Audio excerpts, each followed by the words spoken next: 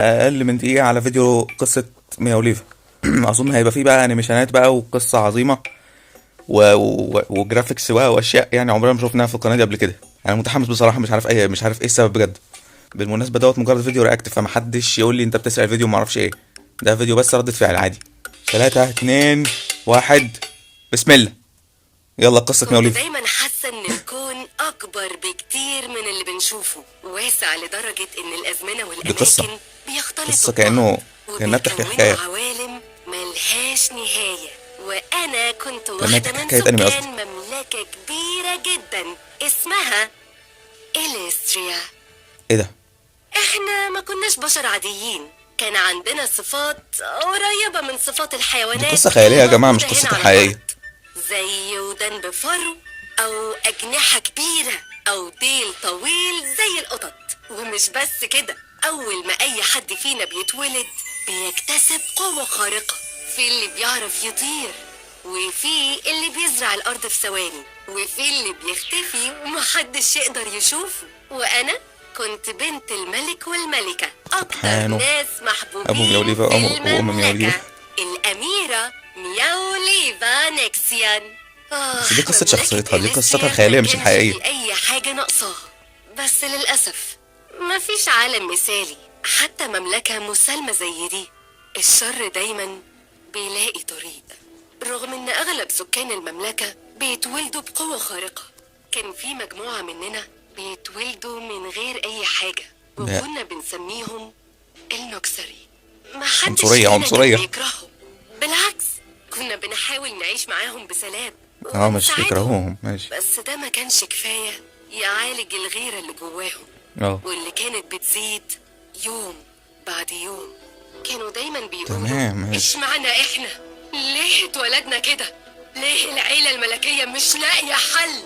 أسئلتهم اتحولت لغضب، والغضب اتحول اه لكره، وبدأوا يجمعوا نفسهم في السر. ثواني بس، عايز اقول حاجة بس معلش عشان بوقف.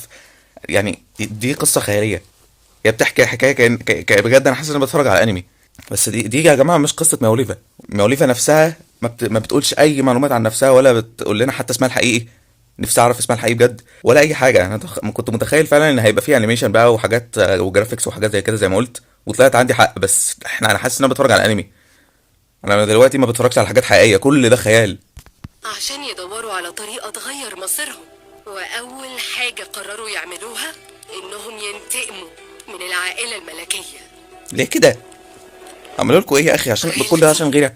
مرت سنين وأنا بعيدة عن كل ده. كوتي. كنت بعيش طفولتي بضحك وبتدرب على قوتي وبستعد لليوم اللي هتكتمل فيه، ما شاء يوم الله. عيد ميلادي ال18، اليوم اللي المفروض يبقى أجمل يوم في حياتي. بس بالمناسبه الفيديو زي ده ما عشان كده قلت نازل في لكم، عيد ميلادها. مفيش عالم مثالي، ليه؟ والقصص الحلوة ما بتكملش.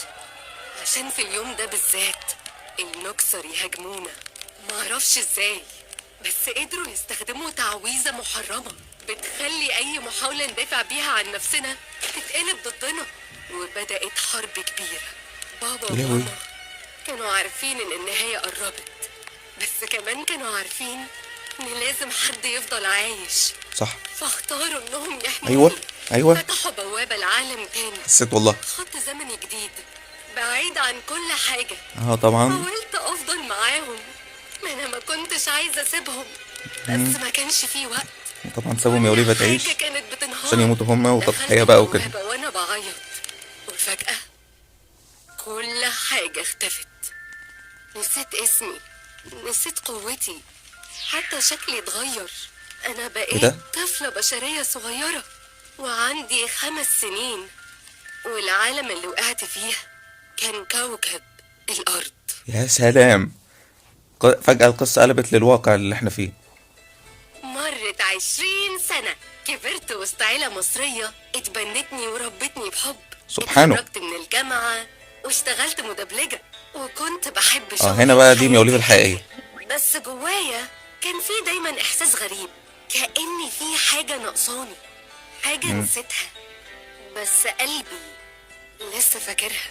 وفي يوم وأنا قاعدة لوحدي في الأوضة، الدنيا اتغيرت، الأنوار طفت، والأرض بتتهز والحيطان بتتشق، وفجأة بوابة سحرية فتحت قدامي. أنا مش فاهمة حاجة، بس ولا أنا. جسمي بدأ يتألم، وما كانش ألم عادي، كأن في حاجة جوايا يعني بتحاول تخرج. وسمعت صوت بيناديني من جوه البوابة، صوت دافي ومألوف. حاولت أقرب وأنا خايفة، ولقيته انا عاجبني ان كل واقف حاجه لونها قدامي. بنفسجي. راجل طويل، ملامحه شبه الغزال، وعينيه مليانة حزن. بدأ يكلمني بلغة غريبة، بس الغريب إني كنت فاهمة كل كلمة بيقولها. يا سيادة الأميرة، شعبك محتاجك. هو أنا كنت من الخدم الأوفياء لسيادة الملك والملكة. هو ده واسمي فيناري. هو ده المدبلج اللي اسمه عبد الله بتاع عايشة ده. في عالم نسيت تاني اسمه. وخط زمني مختلف عن اللي انت فيه. ولا حد تاني. 5 سنين شكله عبد الله. عندنا من وقت الحرب، بس عندك كانوا 25 سنة. أنا عارف اللي بقوله صعب، بس بص لإيديكي، في جزء منك عارف إني بقولك الحقيقة. بصيت لإيديا وكانت هو بتتحرق. شكله هو عبد الله وما اللي بتاع ده. كانتش نار هي قالت ان هو عادية، موجود في الفيديو. وكان في حاجة جوايا بتصرخ. أخدت أول خطوة ناحية البوابة وقررت إني أصدقه، وأول ما عملت كده كل حاجة اتغيرت. شعري البني اتحول لأبيض بخصل وردية. أيوة. وظهر لي ديل ودان زي القطط، وهدومي اتكونت من غبار النجوم. أنا فاكرة كل حاجة. سلام. رجعت ميا وليفا، والمملكة ما كانتش زي ما سبتها. الضحك اختفى، شيتوس والناس عايشة في خوف. شيتوس خايفين يدافعوا عن نفسهم، خايفين شيتوس. يستخدموا قوتهم. ما قدرتش استحمل اللي انا شايفاه، وما قدرتش استحمل اللي انا فاكراه. عيلتي وكل حاجة خسرتها بسبب النكسري. الغضب ملأ قلبي. طبعا هتنتقم بقى. لمح البصر لقيت نفسي واقفة قدام قائد النكسري. ابتسم لي كأنه كان مستنيني، بس أنا ما كنتش الأميرة الصغيرة اللي يعرفها. أنا مياوليفا، الملكة الجديدة لسكان إليستريا. كل خطوة باخدها واو. نار بنفسجية كانت يعني بتبلعهم خلطت من غير ما تحرق الواقع اللي احنا فيه زي ثقب بقصة خيالية شبه الانمي بالظبط. بيبلع الحقد حركة اللي عجباني كان بصراحة. بينهم. والتعويذة اللي استخدمها على أهلي ما اشتغلتش معايا. ما أنا كملت عيد ميلادي 18، وقوتي كانت أقوى بكتير من الملك والملكة اللي ضحوا بنفسهم عشاني. وفي ثانية سبحان الله، حتى طريقة الرواية بتاعتها دبلجة. انتهت الحرب ورجع السلام لإليسترا. ياه. الشعب استعاد قوته، بس أنا كنت دايما حاسة إن في حاجة تانية، مكان تاني وعالم تاني لسه بيني وبينه خيط صغنن. عايزة ترجع ام الدنيا. فقررت أعمل الحاجة اللي اتعلمتها من بابايا. قررت أفتح بوابة صغننة عشان أقدر ألعب معاكم وأصور لكم فيديوهات وأحكي لكم قصتي. ودلوقتي انتوا عارفين أنا أبقى مين. لا لسه ما اعرفش ربنا، ولا عرفت اسمك الحقيقي، ولا كل دي حاجات خيالية ما اعرفش عنك حاجة. ايه ده؟ الرسم بتاع الرسيم، الاخراج ميا وليفا، ما اعرفش ايه، مونتاج ما اعرفش، وزوماكي الزفت اللي انا بكرهه. يا سلام، ايه السلسلة دي؟ ايه ده؟ لسه ما خلصش. اوكي القصة كده خلصت. تقييمي للقصة نفسها بصراحة كده 11 من 10. قصة عظيمة وجميلة، وبجد حسيت ان انا بتفرج على انمي. مش متأكد ابدا هيبقى فيه جزء تاني ولا لأ. عموما اللي مضايقني بس حاجة واحدة بس، ان دي مش قصتها حقيقية. مستحيل تبقى دي ميا وليفا، مفيش كده، مفيش الكلام ده. يعني مفيش حاجة اسمها ان كانت في عالم تاني وفجأة رجعت لمصر والكلام ده، كل ده خيال. مش بهاجم القصة جميلة، بس انا مش عاجبني قوي يعني ان الكل ده مش حقيقي. انا كنت متخيل فعلا ان هيبقى فيه بقى انيميشن وقصة ومعرفش ايه، بس كنت متخيل ان هيبقى فيه واقع. اي نعم، لا يعني الاحداث كده قصدي مثيرة للاهتمام اكتر عشان في بقى حماس وكده، ولكن انا كنت متخيل ان احنا على الاقل هنعرف اسمها الحقيقي مثلا، هنفهم شوية حاجات عنها كبني ادمة. القصة اللي حكيتها ديت قصة شخصيتها الخيالية، مش قصة شخصيتها الحقيقية. فبس كده يعني عجبني فيديو اللور ده قوي بجد.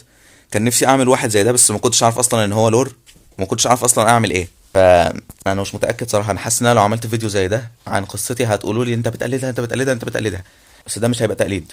ده مش هيبقى تقليد حتى لو عملت كده. كل بني ادم ليه حق يحكي قصته اكيد يعني. بس المهم بس كده الفيديو خلص. مش عارف انا ليه ما اتصرفتش زي سيمب في الفيديو ده. نهاية سعيدة جميلة. وبس كده الفيديو، اتمنى يكون الفيديو عجبكم. متنسوش تعملوا لايك وتشتركوا في القناة. وبس كده، سلام عليكم. Flip a bag, now I'm serving a Tesla. Going back, shawty